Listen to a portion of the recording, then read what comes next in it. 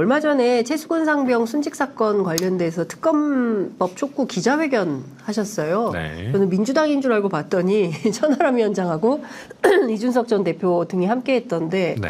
이 사건은 어느 대목에 좀 주목을 하고 계시고 이 문제와 관련해서는 그야말로 연합정치 차원에서 민주당과 연대해서 뭔가를 좀 해야 된다는 판단을 하고 계시는 겁니까? 그럼요. 그렇기 때문에 이제 얘기를 한 것이고. 네. 이날 저 좀 약간 이거 좀 쓸데없는 얘기인데 아쉬웠던 게 네. 첫 차 타고 막 순천에서 막 열심히 와가지고 이거 이제 하고 그랬거든요. 네. 끝나고 바로 내려갔어요. 그래요. 근데 이거 이날 원래는 사실은 이게 되게 중요한 그 부분인데 임요한 위원장이 본인을 공관위원장으로 셀프 추천한 날이 이날이었거든요. 셀프 추천을 어떻게 이깁니까? 그래가지고 뉴스 다 붙여가지고 그랬구나. 슬프긴 했는데. 네. 근데 뭐 제가 뉴스 붙인 거 이런 중요한 거 아니. 네. 실제 이 이슈가 중요한 이슈니까. 네.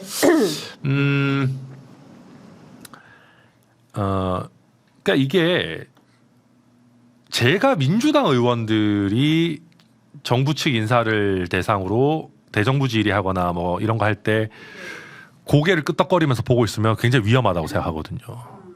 근데 이 이슈는 진짜로 민주당에서 하는 얘기에 고개가 끄덕거려져요. 대표적으로 그런 거잖아요. 혐의를 개별 사람의 혐의를 특정하지 말고 보내라. 아니 그런 얘기를 왜 해요?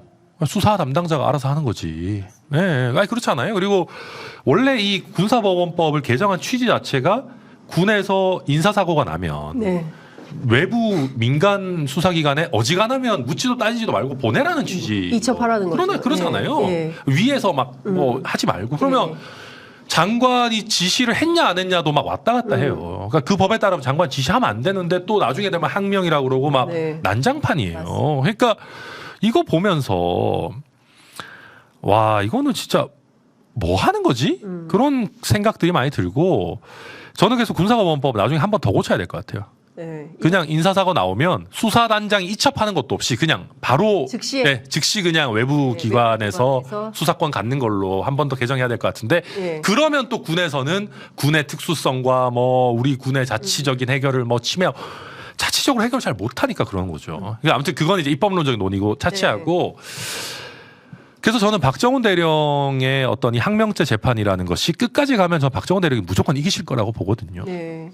그게 마땅하다고 보고 근데 정치적으로 놓고 봐도 우리가 공정과 상식 그다음에 사람에게 충성하지 않는다라고 하는 정부에서 네. 이런 일이 일어나는 거는 너무 안 맞다. 저는 그러니까 그거잖아요. 그러니까 대통령께서 본인이 왜 인기가 좋으셨는지를 한번 돌이켜 보셨으면 좋겠어요.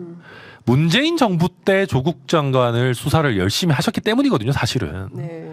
그럼 국민들이 바라는 모습은 국민의힘 진영에 오셔서 대통령 되셨으면 국민의힘 진영에 있는 사람들도 정말 잘못된 거는 잘못됐다라고 하고 민주당보다 더 세게까지는 아니더라도 최소한 민주당과 같은 잣대를 국민의힘 구성원들 아니 본인과 가까운 분들에게 네. 들이대면 좋겠다라는 거 아니겠어요? 그러니까 그래서 뭐 이 박정훈 대령이나 이런 분들이 불편할 수 있죠. 근데 본인에게 불편한 사람들이라고 해서 배척하는 게 아니라 이런 불편한 얘기를 하는 사람들을 소중하게 여겨야 되는 거거든요. 그러니까 만약에 윤석열 대통령이 좋은 게 좋은 거다라고 해서 그때 문재인 정부 청와대 압력에 굴해서 조국 장관 수사 안 했다면은 지금 같은 어떤 정치 지형이나 본인이 대통령 되는 일이 있었겠습니까? 그러니까 박정훈 대령도 똑같은 거잖아요. 위에서 시키는 대로 좋은 게 좋은 거다라고 하고 대충 뭉개고 그냥 예 그럼 윗분들 빼고 그냥 대충 넘기겠습니다 그랬으면 잘 지나갔겠죠. 네. 그러니까요. 네. 네. 지금 저희 속보가 하나 들어왔는데요. 지금 대통령실에서 정무직 장관 인선 발표가 있었네요. 부총리의 최상목 직전 경제수석, 그 다음에 보훈부 장관의 강정혜 전 숙명여대 총장, 그리고 농림축산식품부의 송미경 전 한국농촌경제연구원 부원장, 국토부 장관의 박상우 전 LH 사장, 그 다음에 해수부 장관의 강도형 해양과학기술원 부원장, 중소기업벤처부 장관의 오영주 외교부 2차관, 뭐 이렇게 인사가 났습니다. 예상됐던 분들인가요? 전체적으로 보면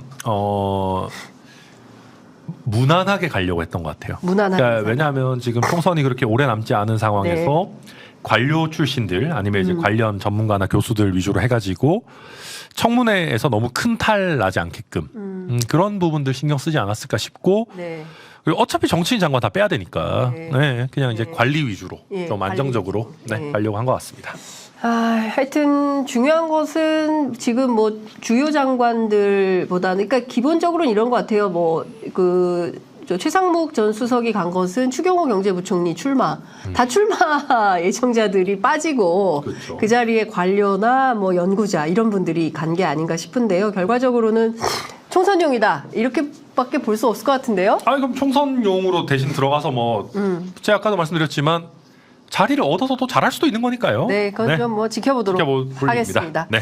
아유, 순천에서 오셔가지고 너무 감사하고 원래 오늘 일정이 많았죠, 인터뷰가. 네, 원래 오늘 이제 예.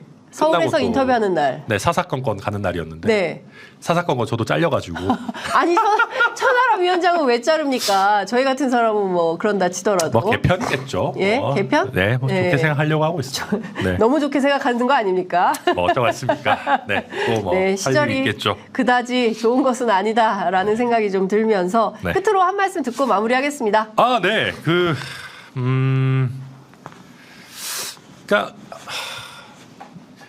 우리가 저는 이제 여의도에서 보면은 너무 저 플레이어들의 움직임에 집중하게 되잖아요. 그러니까 저는 지금 저한테도 그런 얘기들 많이 하거든요. 막 너가 어떻게 움직여야 되고 막 어떻게 하는데, 근데 이 정치의 계절을 함께하는 이 여의도에 있는 정치인들이 국민들의 생각의 흐름을 좀 더 잘 따라갔으면 좋겠다. 그러니까 제가 늘 얘기하는 거거든요.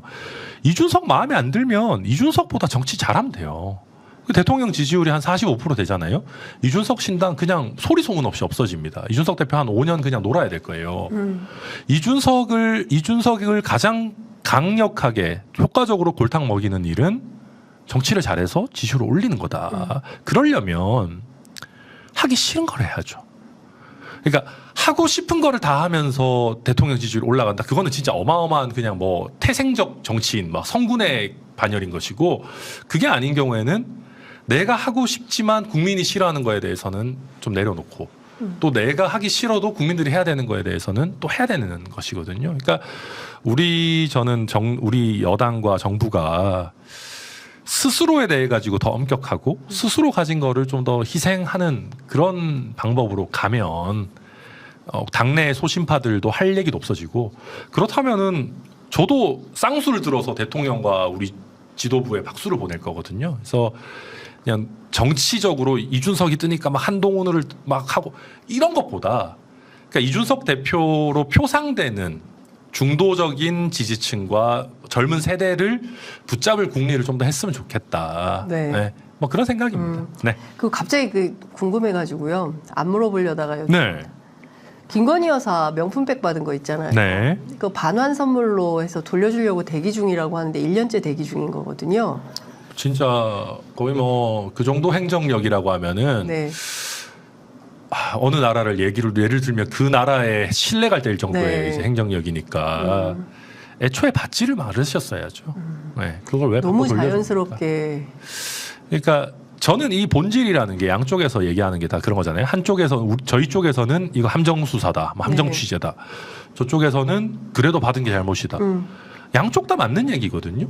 맞는 얘기인데 함정 취재라고 해가지고 받았던 사실 자체가 없어지는 건 아니잖아요. 네. 그러니까 그 본질에 대해서는 저는 빨리 조속하게 처리하고 반성할 부분이 있으면 반성해야 된다 생각합니다. 김건희 여사 나와서 좀 사과해야 되는 거 아닌가요? 저는 그런 거 좀 필요하다고 봐요. 네. 그리고 그러니까 뭉개고 넘어가는 게 너무 많아지면 어느 순간 폭발하는 거거든요. 그러니까